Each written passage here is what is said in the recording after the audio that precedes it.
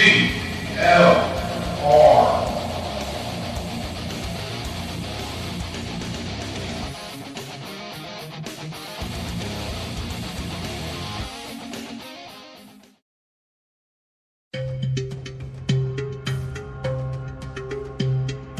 Texas Senator Ted Cruz is a Republican and our guest tonight. Senator, good to see you. What's it like to be the most hated man in America?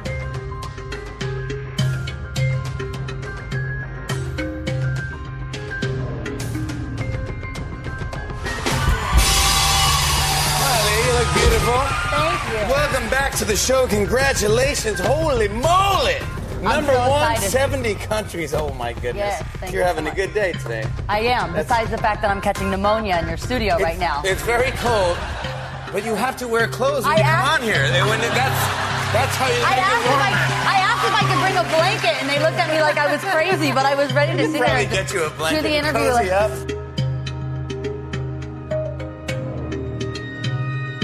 Next, news, entertainment, etc. Tonight with Jonathan D. Sangster.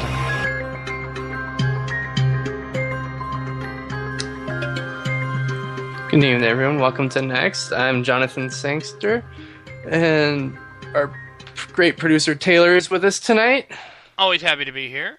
Apparently, people are freaking out over Game of Thrones tonight. I have no idea what happened, but people are apparently freaking out about it. I still haven't seen season 3, and they're in season 4, so I haven't seen season 1. Oh, you're missing out. I read the it books. is good. Well, okay, I read most of the books. I got lost eventually. I'm too busy freaking about hockey, anyways. Huh? I'm too busy freaking about hockey, anyways. Stupid Blackhawks. All I'm saying is the Kings better pull it up. You would think that you would be all for, well, wait, which division are you in? Wait, you're in the West, right? You're in the Pacific, right? Yeah, well, yeah. Okay, so you see, you would think that, no, I meant the Avalanche are in the Pacific. So you would think that you would be all in favor of, the Hawks winning. But you have family there, don't you? Well, I'm from Cali originally, so all my teams are pretty much California teams, and I'll cheer for most of the Colorado teams. Like, the Avs are my third hockey team behind the Kings and Ducks, so. Well, I'm afraid that's all we have time for tonight. For Next with Jonathan Sangster. I'm Dallas Stars superfan Taylor. Yes. I was proud of my Ducks for that. I'm sorry. What'd you say? We seem to be having some Skype connections issues with Jonathan.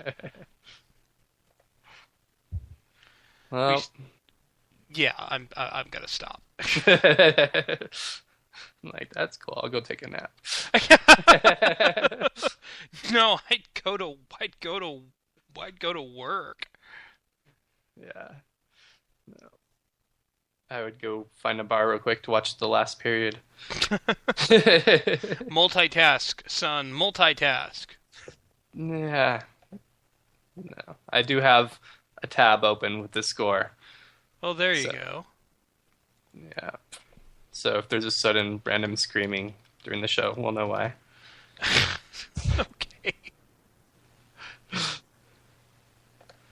Well, that'll be that will be nice to know. Basically, be the mirror vision of Mary Chastain's. Yeah, but well, I guess the big question is how much swearing would be done. Probably less, and what if it would be in less percentage of English. Why? What would you be swearing in? Never know. It just kind of comes out in whatever it wants to. Elvish? No, I don't know any Elvish swear words. I'm gonna have to learn some just for you. Okay. That works for me. That's my nerd status with that one. Yeah. I couldn't say I know Klingon either, but I'm pretty sure if I knew a single Klingon word, it would be a cuss word. Just because I think the whole entire language is, right? Kapla. You're the Trekkie, so. I'm more of a... Forget it. Of the two of us. Ichawama, Utah. So somewhere in Japan called Utah? No. Oh, come on, Mr. Star Wars. Mr. I took May 4th off to watch all of the Star Wars films. Yes. That was a good day. Oh, I'm sorry. Let me instead say it like Wicket did. Ichawama, Utah. Ichawama. Yes. Yeah. Well, while we're in the stars, let's just go with my favorite news of the week. They announced that Stargate is coming back as a trilogy of movies. Yes. According to, all over, but the Hollywood Reporter says that Roland Emmerich, who directed and co-wrote the original film with Dean Devlin, will direct and Devlin will produce. MGM will be running production on Stargate with Jonathan Glickman, president of the Motion Picture Group, overseeing the project. And on behalf of MGM, and Greg Silverman overseeing the project for Warner Brothers. Yeah. It's not known when it's coming out. Although my guess is 16. 2 I years. don't know. Okay, this is what Roland Emmerich is working on right now. Everything. Yeah. Everything that J.J. Abrams is not working on. He's currently shooting gay rights drama Stonewall, which is set amid the 1969 Stonewall riots in New York. He's also in pre-production on ID Forever Part 1 and Part 2, which is the back-to-back sequels for Independence Day. Yeah. While Devlin is currently in pre-production on Warner Brothers' Geostorm. That stars Gerard Butler, allegedly. And it's done by Skydance. That's David Ellison Skydance Productions. Butler is playing a stubborn but charming satellite designer who, when the world's climate-controlling satellites malfunction, has to work together with his estranged brother to save the world from a man-made storm of epic proportion. A trip into space follows, while on Earth a plot to assassinate the president begins to unfold. Wow, someone took the time to create a storm just to kill the president? I think I'm skipping that film. Yeah. Yeah. Well, with Stargate, I'm excited. I'm just hoping they don't pull the Abrams card and go, okay, SG-1 doesn't count. You gotta blame Disney for that. Yeah, I blame Abrams. Because that's what he did when he got involved in Star Trek. Let's hit the reset button. But so I'm just hoping they don't do that with Stargate. Actually, all right. When it comes to Star Trek, I like what they did by actually not hitting the reset button, but doing okay. Spoilers, folks. If you haven't seen the movies, they've been out for a couple of years. Yeah. I had no problem with what they do with what they did in saying that they decided to go into an alternate reality, which is what they did, because that way it basically fixes it preserves original Trek while allowing new adventures. I got no problem with that. Yeah. No, I'm just saying, I mean, was what he did in that, so that's why I'm blaming him for Star Wars. Oh. Yeah. But anyways, I just hope they don't do it with Stargate and that they, make it at least work with SG-1, if not do it after SG-1. Atlantis, whatever, universe didn't last long enough to count. But they can't ruin SG-1. Was such a great show for the most part, and I would be really unhappy with that move. It'll Angry be letters. interesting to see what they do. Yeah, no, but I'm excited because I really enjoy the whole concept behind Stargate. Although with SG-1 and Atlantis, and wasn't it all? Weren't people wondering if that? I remember reading somewhere that took place in an alternate universe, Which is very possible because SG-1 especially, and Atlantis a little bit, dealt with the alternate universes a lot. It was a big theme that they used multiple times. So it's very possible that they could just do that. I mean, it's an accepted thing, but I would prefer it if they just kept the same universe going instead of creating a new one for the movies. But yeah. No, it'll be fun. I'm just, like I said, I just enjoyed the whole concept behind Stargate, and I'm very much looking forward to a reignition of stuff involving it. I guess Sci-Fi doesn't have the rights anymore. But so that's coming out. Like I said, I'm guessing 16, maybe 17, but yeah. So ways yet to go. You know something? I'll say. I'll actually say. I'll say 2018. 18. Yeah, because you figure that Emmerich is going to have the if the back-to-back films actually happen. Yeah. Yeah. But yeah, so it'll be fun. I love that meme where it's if the little gray alien is the one you think of when you hear Thor instead of a Viking god. Yes.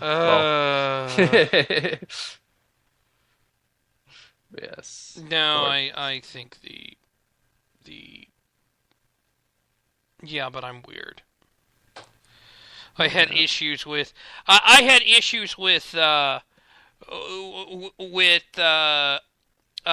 Thor the movie, not because not because they had cast Idris Elba as Heimdall, but because they had the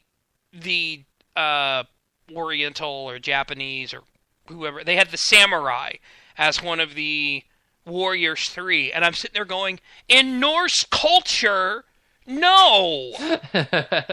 This is true. Because I've sat there and I've read the Poetic Edda. And, yeah, I've read the Poetic Edda. Does make one think, what's going on? But, yeah.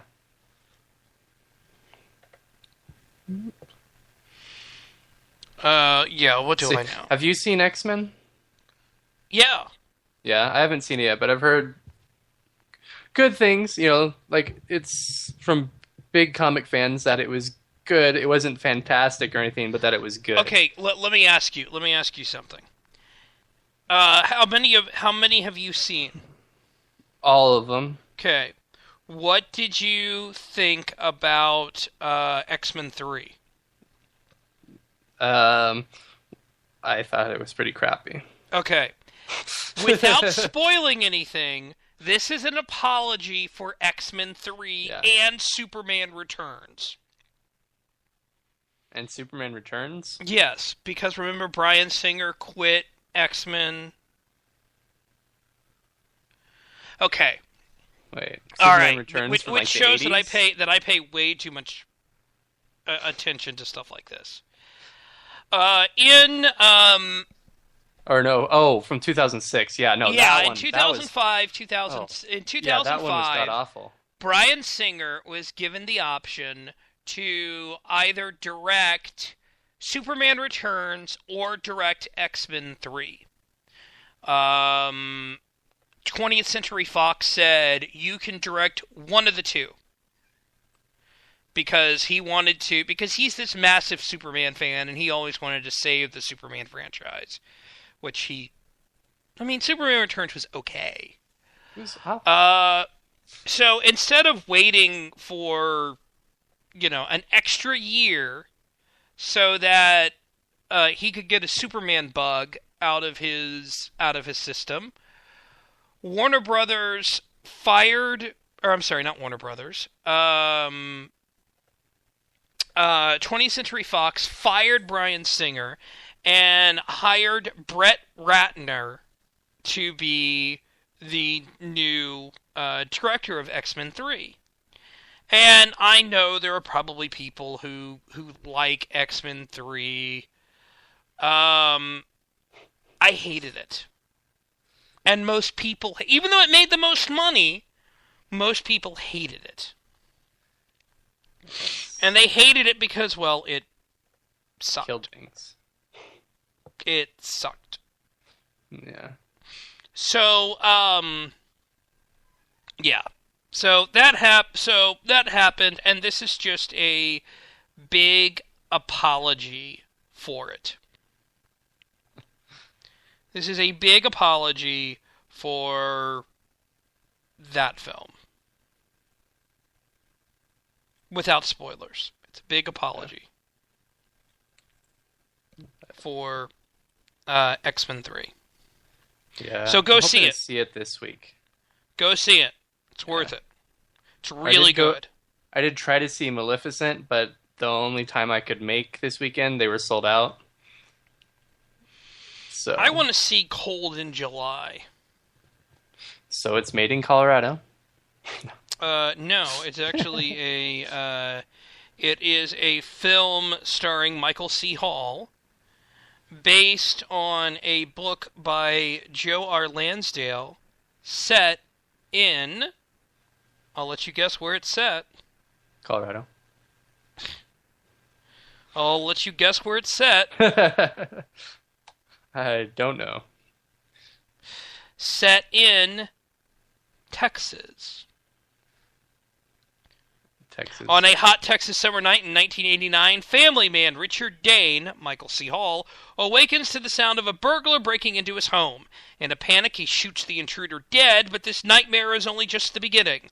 Although he's hailed as a small-time hero, Dane soon finds himself fearing for his family's safety when the burglar's ex-con father, Ben Sam Shepard, rolls into town, hell-bent on revenge. However, not all is as it seems. Misled by the cops and desperate for answers, Richard embarks on an increasingly berserk, blood-stained quest to discover what really happened that night.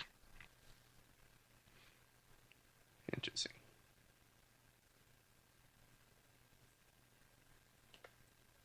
So I want to go see it. That crap, totally blank on the movie. That Tom Cruise movie.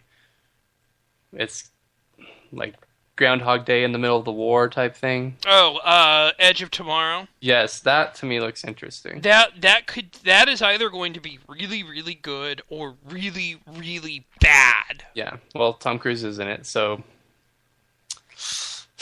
But no, I'm. We all know how that goes, him. folks. It can go one of two ways. Yeah.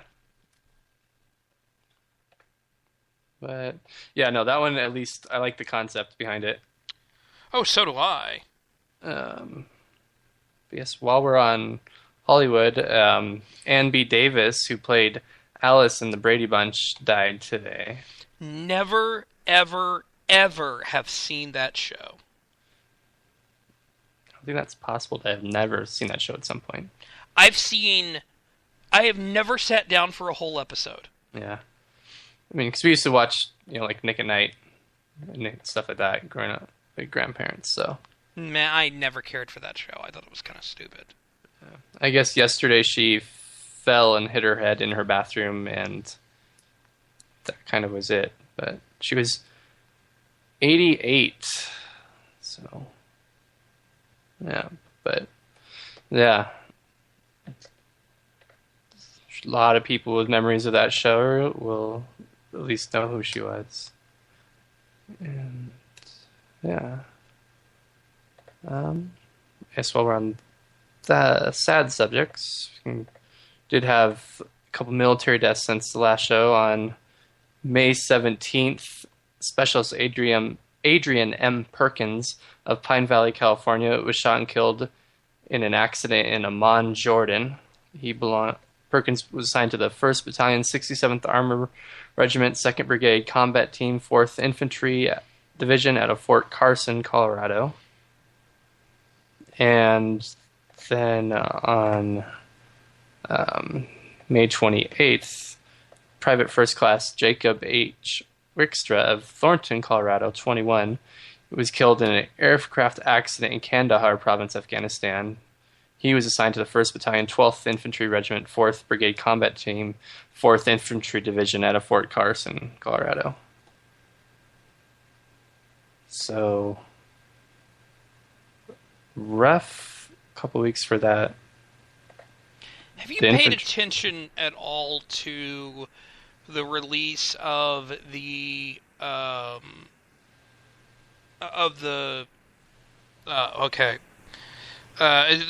of Bergdahl? A little bit, like I was saying before, like I was telling you before the show, it was like these last few days I've just been nonstop at work, 12-hour plus days, so I was aware it happened, and apparently we traded 5 prisoners out of Guantanamo Bay for him. Yeah. And illegally, because the president, under the law, the president has to let Congress know, and he never did. Yes, among the things of since when do we negotiate with terrorists? But I mean, I guess we could go with prisoners of war instead of, but yeah. And I've seen a lot of. Apparently, he was been a prisoner, or at least missing for like 5 years. I think I saw something about that anyway. So I mean, that really makes me go, wow. I mean, he endured a lot apparently if he was prisoner Taliban in Al Qaeda for 5 years. But at the same time, people are wondering, did he desert or not? That's what kind of the someone on Twitter who under the name of Cody FN Football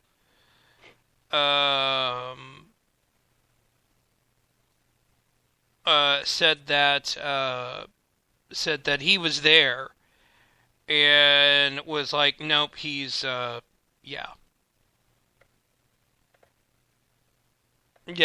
that he thinks he deserted.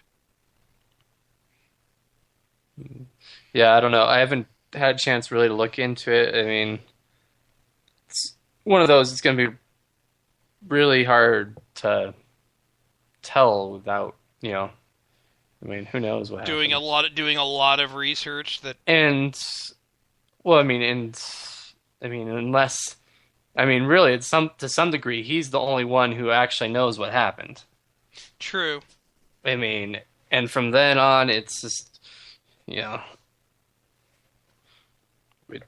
knows? I mean, other than him, really, what really happened. So, but yeah, like you said, it's an illegal move because the president didn't go through Congress.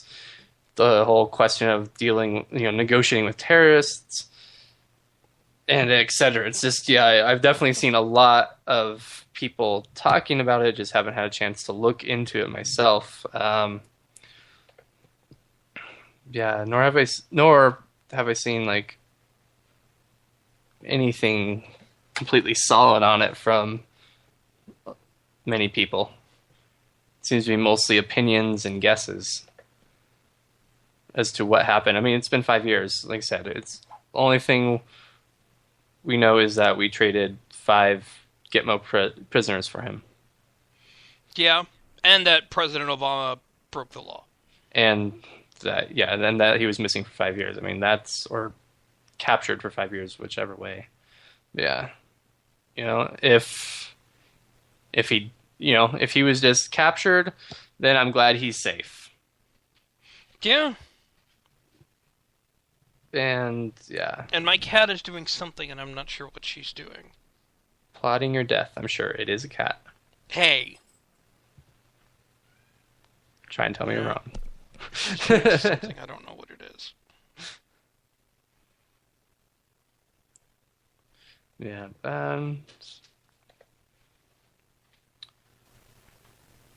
Let's see. Couple things, and then I guess we'll go take our break. Just a few things in history that happened over the last 2 weeks since we had the show. On May 20th in 1927, Charles Lindbergh and the Spirit of St. Louis took off from New York, barely making off the ground due to all the weight of gas cans that it was carrying in his the small monoplane. But then he flew the 3,610 miles to Paris in 33 and a half hours, becoming an international celebrity by winning a $25,000 prize to become the first to fly nonstop between New York and Paris alone. Until then, many well-known pilots had attempted it but not succeeded, and he was a little-known airmail pilot who succeeded. And subject of a very, very good movie starring Jimmy Stewart. Yes, that is a very good movie, but it's Jimmy Stewart, so pretty much can go with it's a good movie if Jimmy Stewart was in it. Trying to think of a bad Jimmy Stewart movie. I don't know, but yeah. Oh boy. Oh boy. I just have you, and I have given you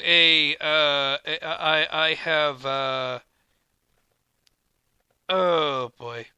Yeah. All right. So all right. Another reason for you to hate the Blackhawks. According to Deadspin, they told the Mexican president to go F his mother. Sort of. The poor sap who's running the Chicago Blackhawks Twitter account fell victim to the dreaded hashtag autofill trap. And while trying to hashtag the above tweet with Chicago versus LA King, they instead tagged it Chingue a su madre EPN. Chingue su madre roughly translates to go F your mother. And the EPN portion refers to Enrique Peña Nieto, the president of Mexico. The original tweet was deleted because clearly the Blackhawks did not want to tell the president of Mexico to go blank his mother. We can all agree on that. That doesn't mean this isn't absolutely hilarious, though. And yes, the Kings just scored. It's tied up. Okay. So, the Blackhawks Twitter account is stupid. Their team should lose as punishment. Correct? I'm not saying anything. I am not saying anything.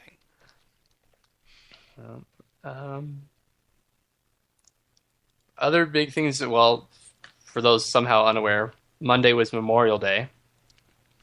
And I wrote a piece, actually, for people that are interested. I'm going to post it in the chat, and you can find it on my site. It's under Remembering Memorial Day in the history section.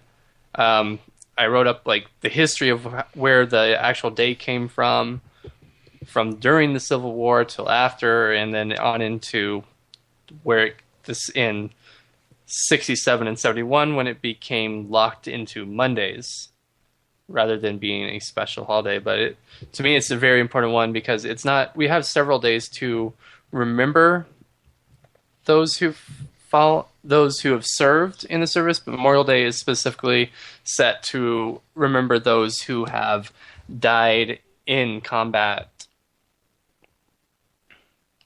And so it's, memorial, not just a thank you. It is actual Memorial Day. And then the other history moment we had was May 30th was the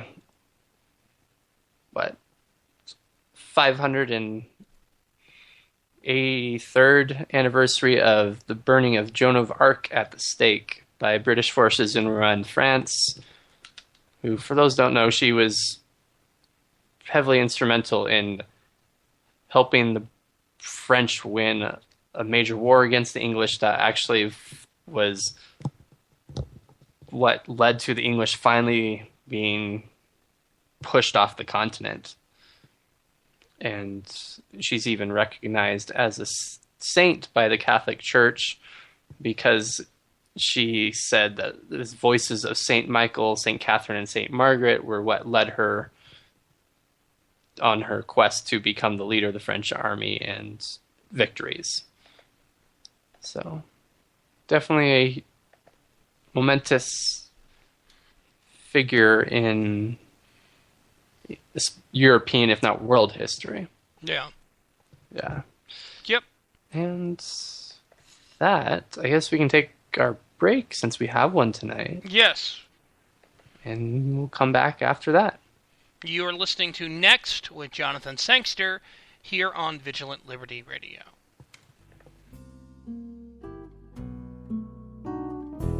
This is Liz Harrison. And you know, I have no idea how many times people have told me conservative women can't be sexy. Well, we can prove them wrong. Listen here on Vigilant Liberty Radio, Friday nights at 11 p.m. Eastern, the Conservative Feminist Show, where the ladies are kink-servative.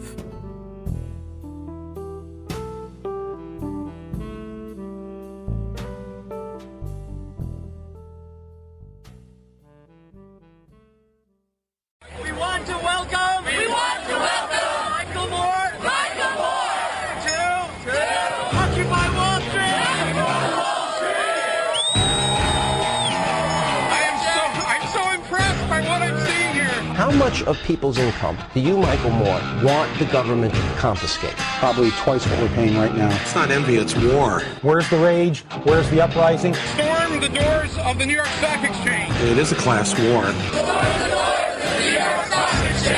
If the wealthy paid their fair share. For a documentary filmmaker, I do really well. I'm very blessed. And the rich thought poverty was bad. I do well. They get rid of it. What pure? There's nothing pure about capitalism. And they know what's coming on Wall Street. We're seeing the end of capitalism. And I say good riddance. He is one of my favorite capitalists. Yeah, I want to give him a hug.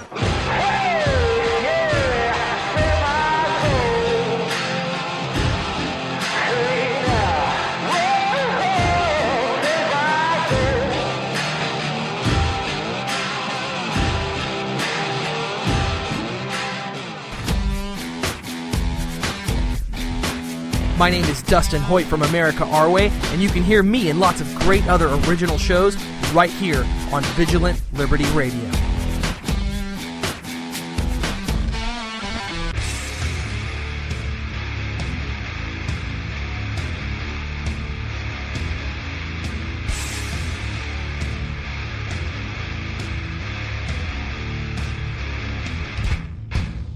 This is Chuck Dixon, the co-creator of Bane, and you're listening to Vigilant Liberty Radio. All right, welcome back, everyone. So I discovered something interesting. Yes? FX is turning 20 this year. Wow. Yeah. The TV channel FX is turning 20 this year. I didn't even realize it was... I know. Of course, not having had TV for the last 6 years. It originally started, this is according to Wikipedia. It first launched on June 1st, 1994, so happy birthday, FX.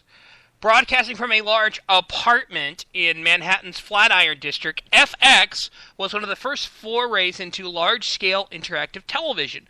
The channel centered around original programming, broadcast live every day from an FX apartment, and rebroadcast of classic TV shows like Batman, Wonder Woman, 8 is Enough, Nanny and the Professor, which I've never heard of, and The Green Hornet. The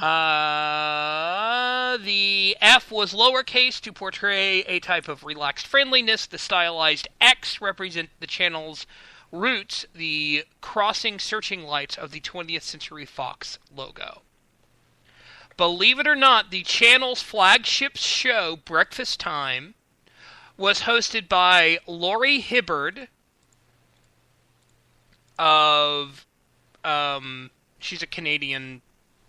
She appeared on Good Morning America and Good Morning America Sunday, and some guy by the name of Tom Bergeron, who's, Who? Yeah, exactly. Never done anything else. Never hosted Dancing with the Stars or America's Funniest Home Videos. Never done any of that stuff. He's obviously never did anything good. It's called sarcasm, folks. Sarcasm. I got told today my sarcasm was dangerously dry, and I was like, that is one of my favorite compliments ever. But it is pretty amazing that it went from that to having The Shield, Justified, Archer, The Americans, Sons of Anarchy, Nip Tuck, which was a freaky series. But, definitely a big one, yeah. No, happy birthday to FX. So yeah, happy birthday, FX. Mm-hmm. Keep up the good work. And it also guest starred Louis, and also Louis, which one guest starred Greg Gutfeld. Now, no one knows that name. Yeah, no one knows who Greg Gutfeld is. Especially among our listeners. Exactly. Oh, good. My copy of Lone Survivor is shipped. The movie. Yes, I figured that. I may not be able to watch it because that's a powerful film. But it is a film. But it is a film that I would like to own. Yeah. That's something that's coming out not too long. Wahlberg in Transformers. Are you going to see that? I really do want to see that. Oh, yeah. I'll see it. I won't necessarily go out, but I'll see it at some point. Well, I mean, the cool thing about it is it doesn't have Shia LaBeouf in it. Yeah. I don't dislike him, but I won't run out to see a film of his. Yeah.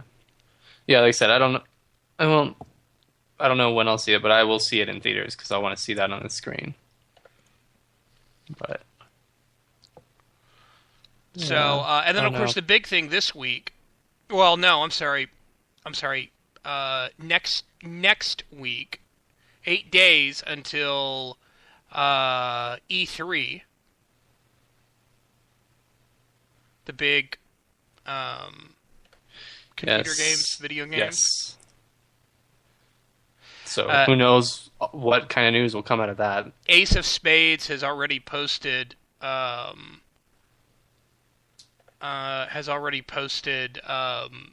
schedule. Yeah. On the 10th, you have. Boy, I almost feel bad for Nintendo. It shows how far they've fallen. Here's the here's the schedule for the 9th. The opening one is IGM's Microsoft pre-show, then the Microsoft press conference, then the EA press conference, then the Ubisoft pre-show, which I hope, and then the Ubisoft press conference. And Ubisoft, you better apologize for how bad your servers are for Watch Dogs.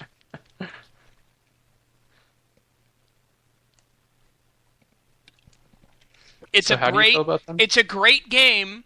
The servers suck. Ask some really good questions about civil liberties, too. I like that. But more than that, then you have the IGN Sony pre-show and the Sony press conference. Then on Tuesday the 10th is IGN's Nintendo pre-show. So either they're getting last place for having huge news, or reality has set in that they no longer matter. Yeah. Sadly. Then you have Sunset Overdrive, Fable Legends, Killer Instinct Season 2, The Witcher 3 Wild Hunt, Destiny, which actually looks really good, a secret E3 game, Call of Duty Advanced Warfare, secret E3 game, Batman Arkham Knight, which is going to force me to go buy an Xbox One, Dragon Age Inquisition, which is going to force me to go buy an Xbox One, secret E3 game, Battlefield Hardline, secret Deep Silver game, The Division, Civilization Beyond Earth, and then Beyond Earth, and then 3 secret E3 games. Civilization Beyond Earth. It's basically they're making a new Sid Meier's Alpha Centauri, but decided to give it a new name and link it more to the Civilization series. Either way, it'll be good. Yeah. And the music from it'll be amazing. The graphics for a turn-based game will be phenomenal, etc. Yeah. And that'll be getting that for sure. And I don't game as near as much as I used to, but I still, when the Civilization games come around, I'm there. Yeah. I tend to keep an eye out on stuff too. Yeah. But, well, while we still have time, we should talk about a few things from the news, I guess. I'm okay with still talking about pop culture. Yeah, I just want to mention a few things that I wanted, I'm still perfectly happy with talking pop culture. No, I'm kidding. Go ahead. Indian pop culture, no. No, go ahead. No, I totally just blanked on what it's called. The Indian state of Andhra Pradesh officially became split into 2 today. 10 districts of the state and the city, including the city of Hyderabad, including 35 million people, are now the state of Telangana. I may be pronouncing that right. For 14 years, they had been seeking separation to form their own state inside India, and today it became official. Actually, no, sorry. For 50 years, they've been trying to become a separate state. Over the last 14 years is when they actually got a lot of notice for it and moved forward with it. And the big thing is Hyderabad being the capital city of Andhra Pradesh being gone now. It's what city is going to become the new capital, and the Indian government gave the state 10 years to figure out where the capital is. Seems a fair amount of time. It's nice that they have 10 years. Yeah. In Asia, we had Thailand. I mean, this is now over a week ago, but since we didn't have the show last week, due to the holiday, Thailand's military took over basically because they got tired of the political parties being unable to come to any kind of agreement that would end 6 months of protests. So the military said, enough, no more government, we're taking over. The royal family acknowledged the military as the rightful rulers for now, and elections are supposed to take place sometime next year, it looks like. But for now, Thailand's military runs things to keep people from attacking each other. Okay. What do you think about that? You know, if they can keep it peaceful, I mean, because the the political situation there. I mean, we talked about the protests there before, and it was just I had stopped talking about it because nothing was happening. I mean, the protests were continuing. Everybody was angry. That's all we knew. Yeah, but there was no movement either direction, so it was just nothing. It was stagnant in protests, and so the military taking over. It was a bloodless coup. They just said, no, we're taking over, and we're done. And they have more support than either of the political parties can gather. So, if people had the vote, do you want this party, or the military in charge? More people would have chosen the military anyways, for better or worse. So if they can keep it peaceful until I really don't know if elections are going to be any help, because it'll probably just put them back in the same situation. But yeah, I'm not a big fan of coups. I'll just be honest. I'm not either, but I'm just going. In this case, maybe it was necessary. But I mean, if it ensures more freedom for people, and more freedom, and people stay safe, then okay. Yeah, it's still a wait and see, but at least someone is trying to move things forward and improve things, not just argue over with their rivals. And having the royal backing doesn't hurt, because while the royals don't officially rule the country, really, it's the people very much love the royal family there too. So, and on that note, we also have the end of the third period with a tied game in Game 7.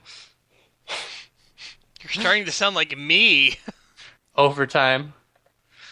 The hockey Kings, overtime. Let me tell you one of my.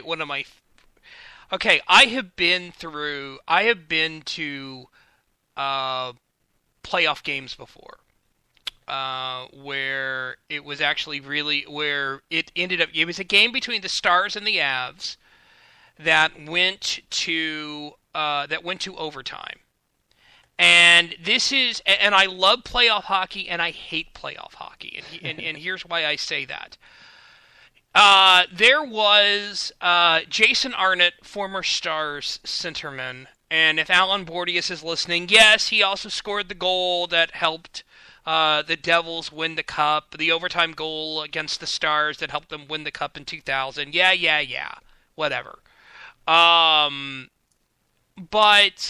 what happened was he has a wide open net, shoots, hits the post.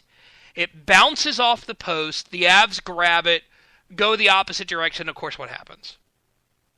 Avs score, Stars lose. It was pretty ugly. But that just, again, that shows how overtime playoff hockey can be pretty bleeping amazing.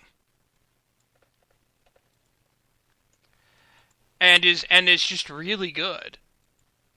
Yeah, I'm in favor of that.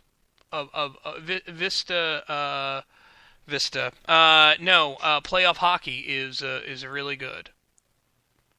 Yes. And is something that more people should watch. I think I've said this before, but yeah, it's my favorite time of the year when I have playoff hockey and baseball to watch. Both Lunatic Rex and Alan Bordius noted on Twitter that they haven't seen anyone saying they served with him and he's a good troop, talking about Bergdahl. So what does that say? Yeah, doesn't, again, who knows, yeah. The evidence at the moment, well, okay, the speculation at the moment, it seems that, yeah, he left. Yeah. He disappeared. So we have a president who made an illegal act and negotiated with terrorists for a deserter. Mm-hmm. So just makes it one more addition to a bad event. But you know what the big news right now is? Apparently, Lindsay Lohan is moving to London. Poor London. And did you hear about turning serious? Actually, did you hear about that plane crash in Pennsylvania? No, I did not. 7 people were killed in a plane crash in Pennsylvania, including the owner of the Philadelphia Inquirer. Yeah, that's what I'm just. And one report says that Ed Rendell, the former governor of Pennsylvania, could have been on the jet that crashed.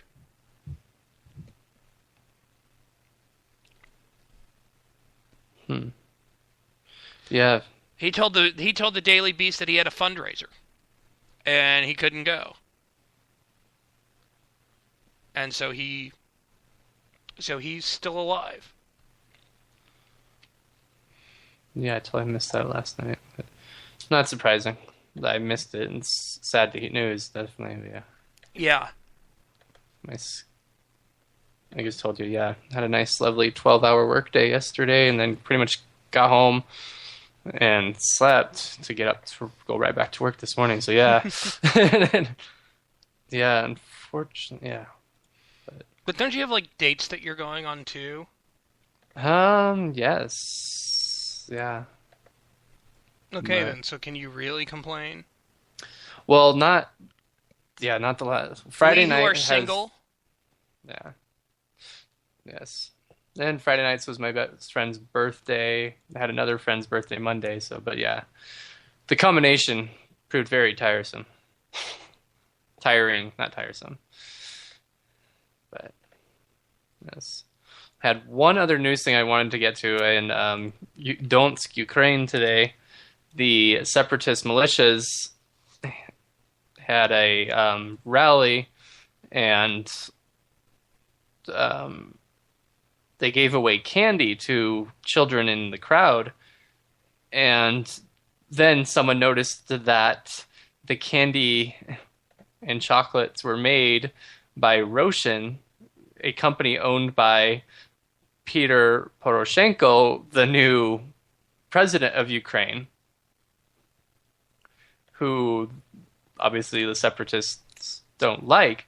So the crowd turned on the separatist militiamen who had given out the candy and chased them away and accused them of trying to poison them and said no to blood candy.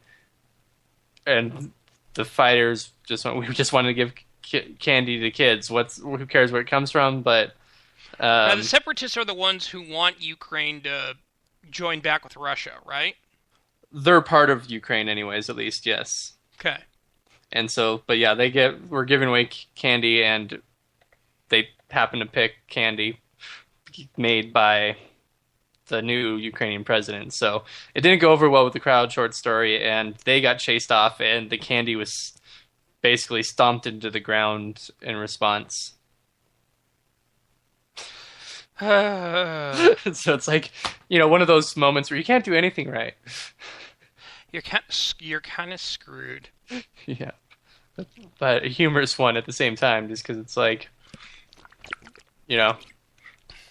when candy is the reason for a riot after a political rally, you know. Yep. But yeah, just adding to the fun times for both sides there, which, yeah.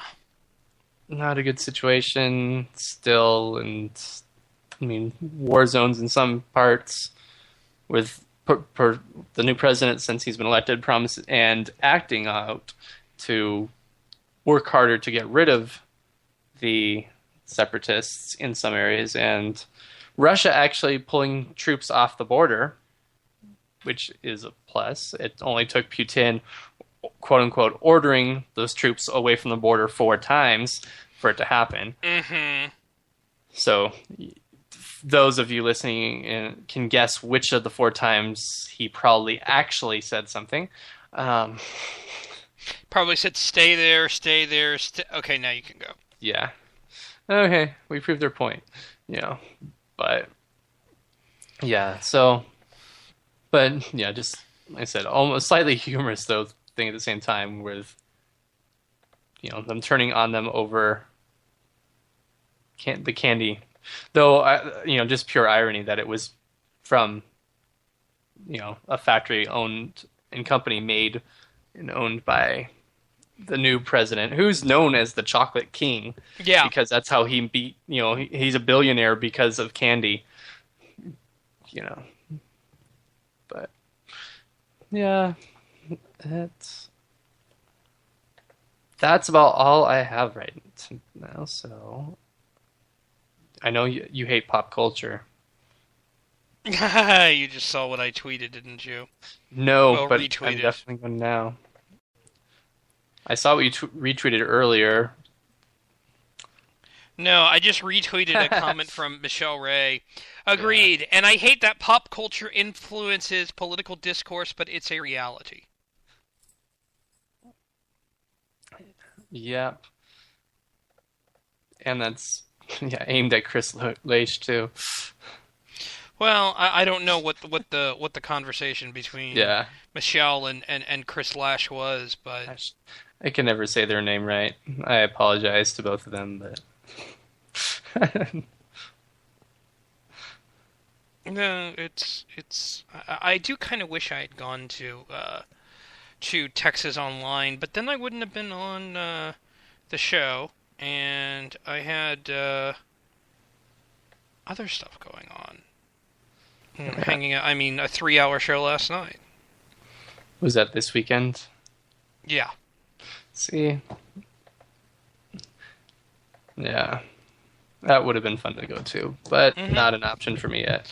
Yes, well, I have spare ribs at my parents', so unless you have anything else... I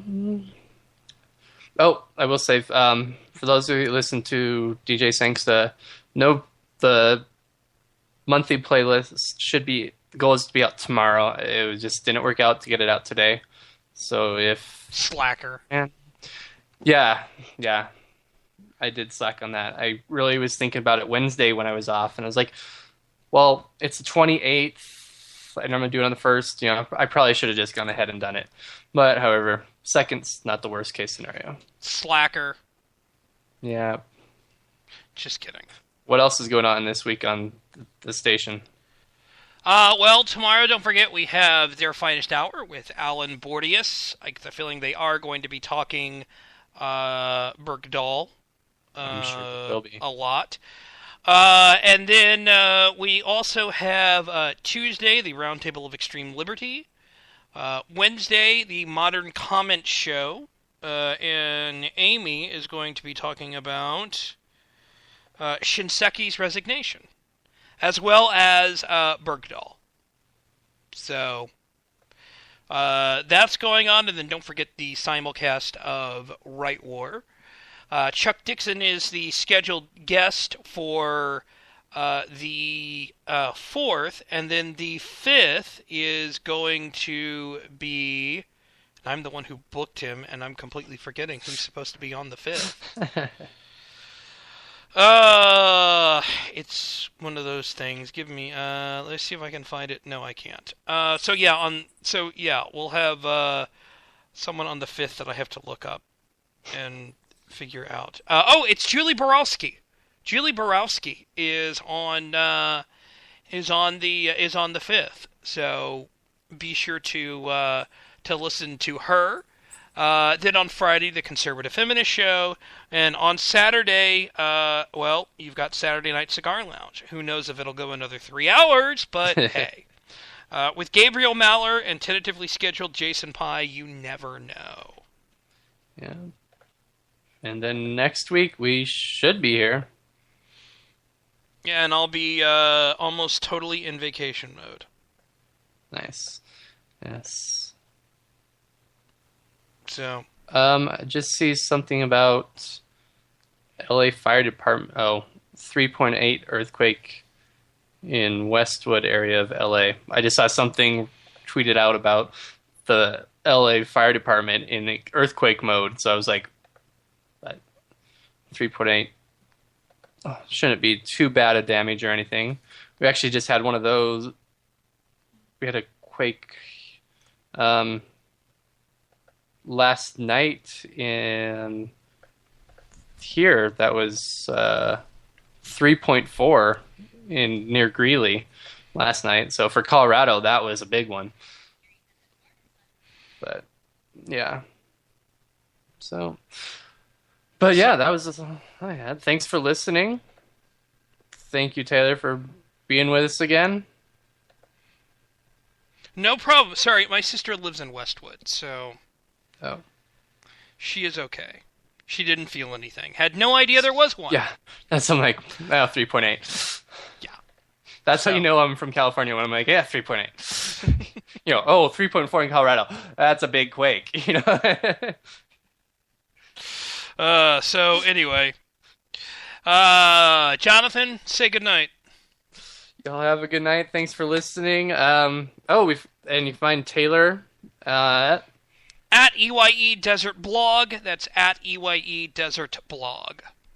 And you can find me at Tura Radical. It's TORARADICL. Everywhere online and .com. And the show Next with JDS and Twitter and Facebook. Thanks for listening. Y'all have a good night. See you next week.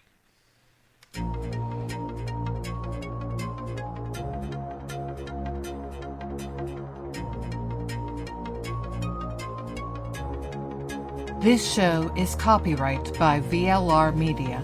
All opinions of panelists and guests are their own and may not reflect the opinion of VLR Media, the host, or anyone else.